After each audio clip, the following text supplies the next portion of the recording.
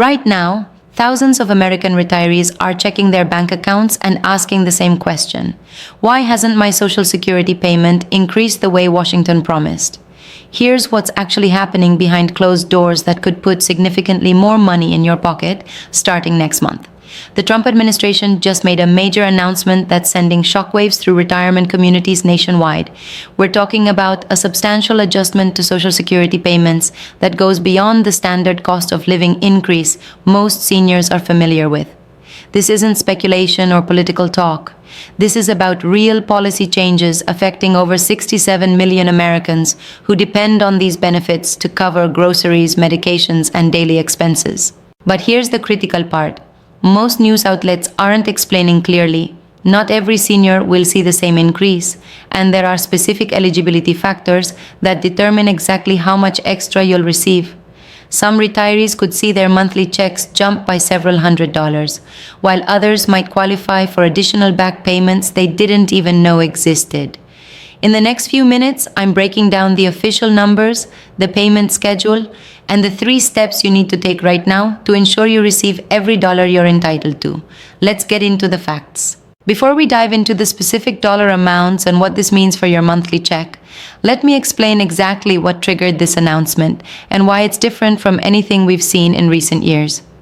You see, Social Security increases aren't just random numbers pulled out of thin air by politicians in Washington. They're typically tied to something called the Consumer Price Index, which is supposed to measure how much prices are actually rising for everyday Americans. But here's where things get interesting, and frankly, where a lot of seniors have been feeling frustrated for years now. The Standard Cost of Living Adjustment, or COLA as it's commonly called, often doesn't keep pace with what retirees are actually spending their money on. Think about it for a moment.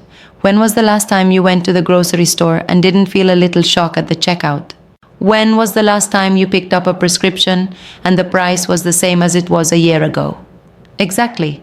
The reality is that seniors face different inflation than the general population because you're spending more on healthcare, prescription drugs, and essential services that have been skyrocketing faster than the government's official inflation numbers suggest. Now, what Trump's administration is pushing for goes beyond that traditional COLA adjustment.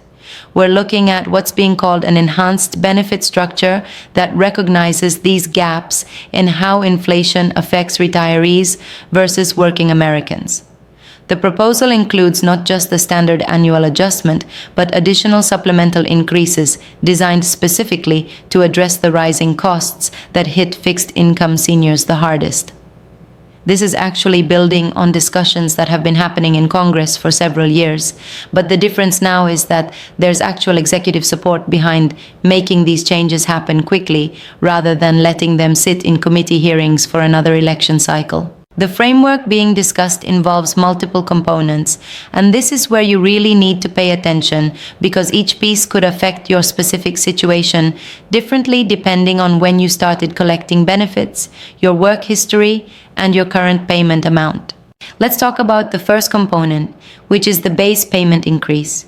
According to the preliminary numbers coming out of the Social Security Administration, the standard COLA for this year is being calculated at approximately 2.5%, which for someone receiving the average Social Security benefit of around $1,900 per month would translate to roughly an additional $47.50 per month. Now, I know what you're thinking because I've heard it from countless retirees already. $47 doesn't sound like a massive increase when you're paying $200 more per month for groceries than you were 2 years ago, and your Medicare Part B premium keeps creeping up year after year. You're absolutely right to think that, and that's exactly why this announcement includes more than just that base percentage. The administration is proposing what they're calling a supplemental hardship adjustment for seniors whose primary income comes from Social Security. This would be an additional flat payment that varies based on your total benefit amount, but early estimates suggest this could add anywhere from $75 to $200 extra per month on top of the standard COLA increase. That means we're potentially looking at combined increases that could boost your monthly check by $120 to $250 or more, depending on your circumstances. But it gets even more significant when we look at the second component of this proposal, which deals with something that has frustrated retirees for decades. You know how Social Security benefits are calculated based on your highest 35 years of earnings, right?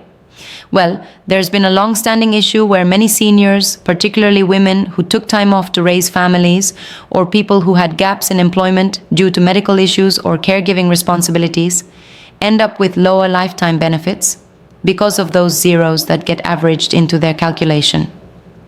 The new proposal includes provisions for what's being called an earnings credit adjustment that would allow certain beneficiaries to substitute years of caregiving or medical hardship for those zero earning years in the benefit calculation.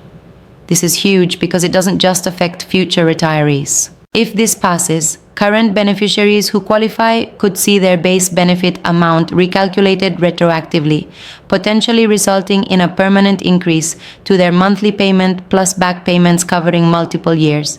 We're talking about corrections that could put thousands of dollars back into the pockets of seniors who have been shortchanged by the current calculation method.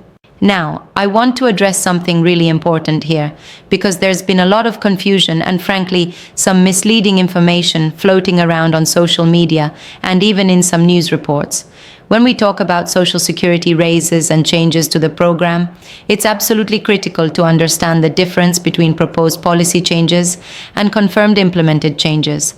The Trump administration has indeed announced support for these enhanced increases and has directed the Social Security Administration to explore expedited implementation pathways.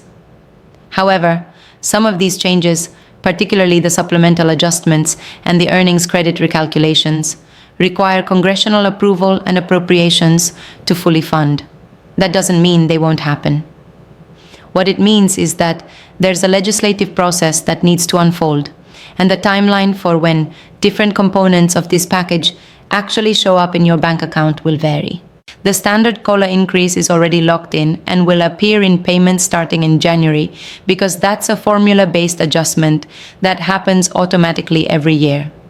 The supplemental payments and retroactive adjustments are what require the additional legislative action, and the current timeline suggests these could begin rolling out anywhere from late spring to early fall if Congress moves forward with the necessary authorizations. Here's something else that isn't getting enough attention in most coverage of this story, and it's something that could dramatically affect how much extra money you actually receive. There are income thresholds and taxation rules that come into play with Social Security benefits, and a lot of seniors don't realize that depending on your total income, a portion of your Social Security is actually subject to federal income tax. Currently, if your combined income, which includes your adjusted gross income plus non-taxable interest plus half of your Social Security benefits, exceeds $25,000 for an individual or $32,000 for a married couple filing jointly, then up to 50% of your benefits can be taxed. If your combined income exceeds $34,000 for an individual or $44,000 for a couple, up to 85% of your benefits could be subject to taxation. Now here's the kicker that relates directly to these new increases. Those income thresholds were set back in 1984 and have never been adjusted for inflation. The proposal currently being discussed includes provisions to raise those thresholds significantly, which means that the increased payments wouldn't immediately get eaten up by higher tax bills for many middle-income seniors. The proposed new thresholds would be around $50,000 for individuals and $100,000 for couples before the 85% taxation level kicks in, which would provide real relief for the majority of Social Security recipients who have additional income from pensions, retirement accounts, or part-time work. Let me walk you through a real-world example so you can see how this all comes together and what it might mean for someone in a typical situation. Let's say you're a 70-year-old retiree currently receiving $1,850 per month in Social Security benefits. That's your only significant income aside from a small pension of about $600 per month. With the standard 2.5% COLA, your Social Security would increase by about $46 per month starting in January. If the supplemental hardship adjustment gets approved at the mid-range amount being discussed, that would add another $125 per month, bringing your total increase to $171 monthly or about $2,052 annually. But that's not all. If you had 5 years of zero earnings in your work history due to caregiving responsibilities and you qualify for the earnings credit adjustment, your base benefit could be recalculated upward. A typical recalculation might increase your base benefit by another $150 to $300 per month permanently, and you'd also receive back payments for the correction going back up to 3 years, which could result in a lump sum payment of anywhere from $5,400 to $10,800. And because of the adjusted tax thresholds, your total income would still likely fall below the levels where significant taxation of benefits occurs, meaning you'd keep more of that increase than you would under current law. When you add all these components together, we're looking at potential annual increases that could range from $2,000 to over $6,000 depending on individual circumstances, with possible lump sum back payments on top of that. Now, you might be wondering what you need to do to make sure you receive everything you're entitled to under these changes. This is critically important because unlike the automatic COLA adjustment that just shows up in your payment, some of these other components may require action on your part. First and foremost, you need to review your Social Security earnings history. You can do this by creating or logging into your My Social Security account on the official Social Security Administration website. Look through your earnings record year by year and identify any years that show zero earnings where you were actually engaged in caregiving for children, parents, or a disabled spouse, or where you were unable to work due to a serious medical condition. Document those periods with any records you have, whether that's birth certificates showing when your children were young, medical records, or any other documentation that proves you had legitimate reasons for being out of the workforce. The Social Security Administration will be releasing specific application procedures for the earnings credit adjustment, and having your documentation ready will expedite the process. Second, if you're married or widowed, make sure you understand how spousal and survivor benefits might be affected by these changes. In some cases, the increases to your own benefit might trigger a reevaluation of whether you should be collecting on your own record versus a spousal or survivor benefit. Third, keep an eye on your Medicare Part B premiums because there's something called the hold harmless provision that prevents your Social Security payment from decreasing due to Medicare premium increases. But when you get a substantial COLA or benefit increase, that protection works differently and you want to understand how the numbers shake out. One more thing that's absolutely crucial to mention, and I'm bringing this up because I've seen too many seniors fall victim to scams that prey on confusion around Social Security changes.